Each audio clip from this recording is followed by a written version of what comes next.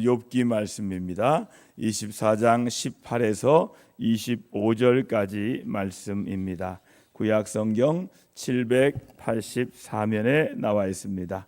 24장 18에서 25절까지 말씀을 우리 자리에서 겸손히 일어나 함께 교독함으로 읽고 우리 육교 식구들 나오셔서 하나님께 특송 예물을 올려드리겠습니다. 욥기 24장 18에서 24절 말씀입니다.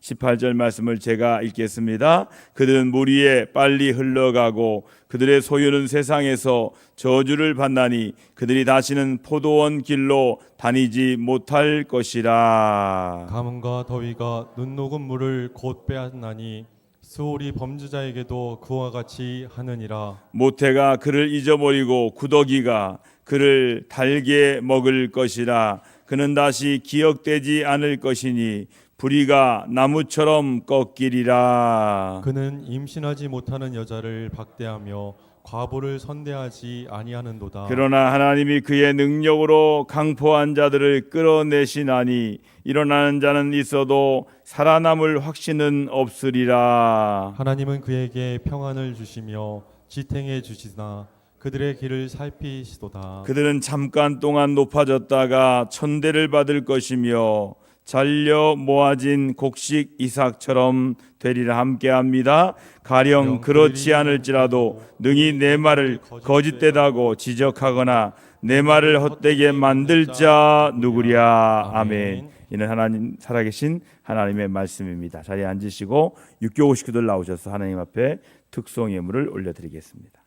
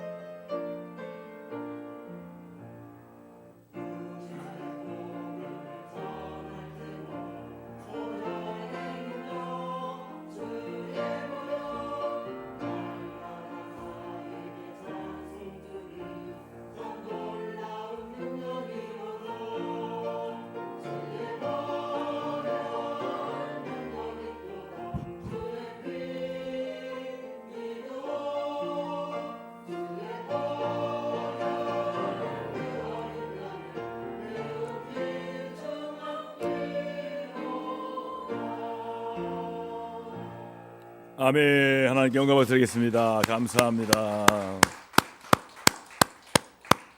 귀한 찬양 너무너무 감사합니다. 우리 함께 기도하고 말씀 함께 나누겠습니다. 하나님 아버지, 내일부터 또 긴 연휴가 시작되는데 많은 사람들은 세상의 즐거운 곳 따라서 세상을 즐겁게 살아가기 위해서 이곳저곳 여행 다니고 또 먹고 마시고 또 취하고 그렇게 살아가는데 우리 주의 사람들은 이렇게 저녁에 나와서 기도하게 하시고 찬양하게 하시고 주님을 찾게 하심을 감사드립니다. 오늘도 예배하는 우리들의 예배를 받으시고 우리 육교구 식구들의 아름다운 찬양의 경배를 받아주시고 하나님을 찬양할 때 경배할 때 우리 안에 영혼이 살게 하시고 그 영혼이 하나님으로 말미암아 만족함을 누리는 행복을 느끼게 하여 주옵소서. 하나님 앞에 있을 때마다 우리의 마음의 평안함을 누리게 하시고 기쁨을 누리는 귀한 시간 되게 하여 주옵소서. 세상의 악을 볼 때마다 하나님 내 때는 언제 임하는지를 날마다 기도하며 나아가며 욥과 같이 고난당할 때마다 하나님을 찾고 의지하도록 오늘도 말씀 위에 영적인 교훈으로 함께하여 주옵소서. 모든 영광 하나님께 올려드리며 예수님의 이름으로 감사하며 간절히 기도 올려드리옵나이다. 아멘. 우리가 읽는 욥기의 말씀이 바로 우리의 현장이고 우리의 현실의 소리입니다. 오늘 말씀대로 하나님의 때는 언제입니까? 이렇게 구할 때가 있음을 우리가 알 수가 있습니다. 이 불의한 자들이 가난한 자를 학대하고 착취하는 이 세상의 모습에 대해서 하나님이 마치 개입하지 않으신다라고 불평하고 있다는 것이 오늘 말씀의 요약입니다. 어찌하여 하나님이 개입하지 않냐고요. 세상이 이렇게 불의하고 가난한 자가 착취당하고 또 이렇게 의인이 고난받고 어려움 당하는데 왜 하나님은 가만히 계시냐 이거예요. 이게 오늘 말씀의 요약입니다. 오늘 밤 성령의 밤에 하나님 말씀을 통해 주시는 영적 교훈들을 통해 성령님이 우리 안에 깨닫게 하시는 은혜가 임하기를 주의 이름으로 축복합니다. 여러분 욥은요 하나님이 정해 놓으신 때를 논하기 시작합니다. 이 때라는 말을 히브리어로 다 찾으면 욤 그리고 헬라어로는 헤메라 이렇게 원어로 알 수가 있는데 이 욤 헤메라란 악인이 저지른 죄에 상응하는 보응이 이루어지기에 적절한 시점을 가리킵니다. 다시 말하면 하나님이 심판하시는 때를 말합니다. 악인이 보응당하고 악인이 벌받고 그 적절한 시점을 말하는데 그게 바로 때, 욤, 헤메라입니다. 이 세 친구는 이 보응의 원리에 따라 고난의 때가 임하는 것은 욥에게 그 안에 숨겨진 죄가 있다는 증거라는 입장입니다. 욥이 그냥 고난당하는 게 아니라는 거예요. 욥이 자기 몰래 하나님은 다 아는 사람들은 몰래 짓는 숨겨진 죄 때문에 욥이 고난당한다. 이렇게 그들은 말하고 있습니다. 욥은 하나님이 의롭게 행한 그 자신에게 심판의 때를 주시고 악인에게 형통의 때를 주심으로 보응의 원칙에서 벗어난 부당한 일을 행하였다는 입장입니다. 지금 욥은 자신도 그렇게 믿고 있던 보응의 원리가 하나님의 그런 부당한 일을 행한 그 일이 나에겐 맞지 않는다는 거예요. 이 원리가 나에게 맞지 않는다는 거예요. 여러분 세상에는 법칙과 원리가 있습니다. 그런데 그 법칙과 원리가 꼭 딱 맞는 건 아니에요. 여러분 상대성 원리라는 말이 나오기 전에 만유인력의 법칙이 세상을 지배했습니다. 그래서 뉴턴의 사과를 떨어뜨리면 떨어지는 그래서 이 상대성 이론이 나오기 전에는 만유인력의 법칙이 사람들이 알고 있는 모든 것이었어요. 그런데 아인슈타인이 나타나서 그게 아니다. 상대성 원리가 있다. 그래서 그 상대성 원리에 따라서 어느 지역에는 이렇지만 어디에는 안 그렇다는 거예요. 만유인력의 법칙에 해당되는 지역은 있지만 그렇지 않은 지역도 있다는 거예요. 그래서 행성과 행성이 움직일 때마다 그 상대성 원리로 움직인다는 거예요. 더 큰 원리를 본 게 바로 상대성 원리입니다. 여러분 마찬가지로 욥의 시대에는 많은 사람들이 보응의 원리, 인과응보의 원리에 다 젖어 있었어요. 그런데 욥이 당한 일은 이 원리에 맞지 않는다는 거예요. 이 세 친구는 보응의 원리에 따라 고난의 때가 임한 것은 욥에게 숨겨진 죄가 있다는 증거를 입장으로 말하고 있는데 욥은 그게 아니라는 거예요. 이게 원리에 맞지 않는다는 거예요. 원칙에 맞지 않는다는 거예요. 악인들은 땅에 경계표를 교묘히 옮겨서 남의 땅을 훔치고 가난하고 연약한 자를 착취합니다. 아버지를 잃은 고아에게 어머니마저 빼앗을 정도로 아주 잔혹합니다. 밤에는 은밀하게, 낮에는 뻔뻔하게 살인, 도둑질, 간음을 자행합니다. 학대당하는 이들은 음식과 옷과 거처를 빼앗긴 채 악인들을 피해 가족을 먹여 살릴 음식을 찾아 헤맵니다. 그들은 악인들에게 적절한 보응을 내려주시길 하나님께 부르지만 하나님은 아무 일도 아니하는 침묵하는 것만 같습니다. 하나님의 침묵, 하나님의 무관심처럼 느껴져요. 왜 하나님 이렇게 침묵하십니까? 일본에 많은 그리스도인들이 죽어나갔어요. 그래서 그 죽어나가는 그 십자가형을 당하고 목베임 당하고 이 순교 현장에 침묵이라는 책을 쓴 사람이 나타납니다. 하나님은 침묵하시는가? 왜 이런 현장에 하나님은 침묵하시는가? 그래서 많은 배교자들이 나타나고, 그래서 결국은 그 침묵하시는 하나님을 원망하는 이야기도 나옵니다. 여러분, 우리 삶 속에서 하나님이 개입하셔야 되는데 하나님이 침묵하는 거예요.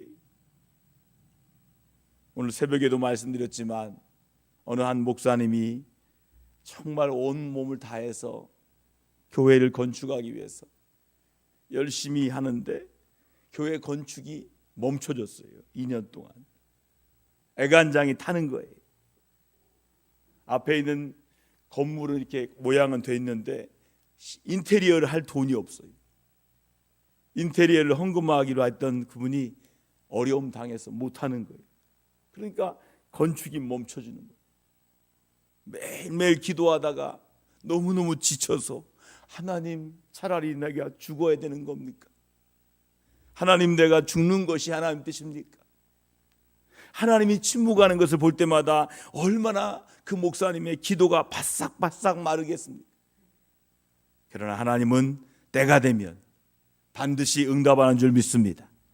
그 침묵 가운데 우리가 하나님을 향해서 계속해서 포기하지 않고 기도할 때마다 욥이 응답받은 것처럼 고난 중에도 하나님께서 역사하셔서 하나님의 때가 되면 욥 해마해라, 하나님의 때가 되면 반드시 응답하신다. 이것이 우리에게 영적으로 적용되기를 주의 이름으로 축원합니다. 이렇게 욥은 이 친구들의 자신을 정죄하는 근거인 보응신학이 제대로 작용하지 않은 예를 근거로 자신의 결백을 증명하려고 할 뿐, 그 역시 마찬가지로 그 안에는 보응신학의 틀 안에서 하나님의 지혜를 의심하고 있었습니다. 하지만 영원하신 하나님의 뜻은 인간이 정한 때로 측량할 수 없고, 하늘의 공평한 그리고 정의는 땅의 보응신학으로 평가할 수가 없다는 거예요. 보응의 원리를 따른다면 우리 역시 심판받아 마땅한 죄인이지만 하나님은 이 세상이 미련하게 여기는 십자가의 지혜로 고린도전서 1장 18절 말씀, 우리를 구원하심을 믿으시기 바랍니다. 하나님의 구원은 십자가의 지혜로 구원하는 거예요. 세상의 사람들이 보기에는 미련해 보이지만 십자가의 지혜로 우리를 구원하셨다. 고린도서 1장 18절에 말씀하고 있습니다. 악인들이 의인을 억압하는 불의한 현실을 묘사했던 욥은 하나님의 보응의 원칙을 따라 그들을 심판하시라를 기대합니다. 악인의 번영은 잠깐이어야 하고 그 태평의 때를 상세하고도 남을 참혹한 벌이 내려져야 세상의 불공평함이 바로잡힐 거라 그는 생각합니다. 하지만 하나님은 욥의 보상 심리를 만족시키기 위해서가 아니라 하나님의 나라를 완성하기 위해 악인을 심판하실 것입니다. 하나님의 때가 되면 하나님의 나라를 완성하기 위해서 하나님이 그때 심판을 내린다는 거예요.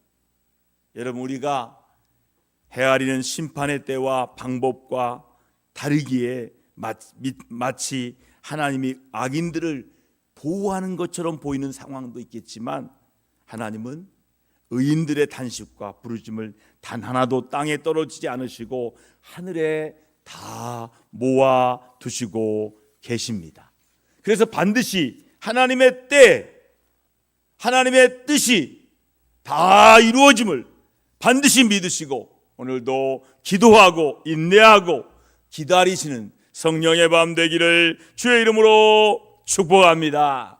우리 함께 기도하실 때 불의가 가득한 세상 속에도 묵묵히 하나님 나라를 세워가는 우리 삶이 되도록 우리 함께 하나님의 때를 기다리고 하나님의 성령이 우리 가운데 임함으로 말미암아 이 불의한 세상에서 하나님 나라가 반드시 하나님의 뜻 가운데 세워짐을 믿음으로 선포하며 우리 함께 기도로 나아갑니다. 주여 하나님 아버지 참으로 감사합니다. 오늘도 믿음으로 선포하며 기도합니다. 우리 눈에는 아버지 하나님, 하나님의 때가 멀리 보이고 하나님의 나라가 멀리 보이지만 하나님의 때가 임함을 기억하게 하셔서 날마다 하나님의 때를 구하며 하나님 나라를 구하며 기도하고 기다리며 인내하는 욥과 같은 인내와 믿음을 갖도록 성령님 우리에게 오늘도 말씀하여 주옵소서. 우리의 마음에 보응의 원리가 있습니다. 인과응보의 원리가 있습니다. 그러나 그 원리보다 더 큰 원리는 십자가의 지혜의 원리입니다. 하나님께서 십자가를 통해 우리를 구원하신 것처럼 우리의 삶 속에 날마다 십자가의 지혜, 십자가의 은혜로 하나님의 나라가 우리 가운데 세워지는 은혜의 삶을 사모하게 하여 주옵소서. 하나님, 우리 안에도 욥의 시대와 같은 보응의 원리가 있습니다. 인과응보의 원리가 있습니다.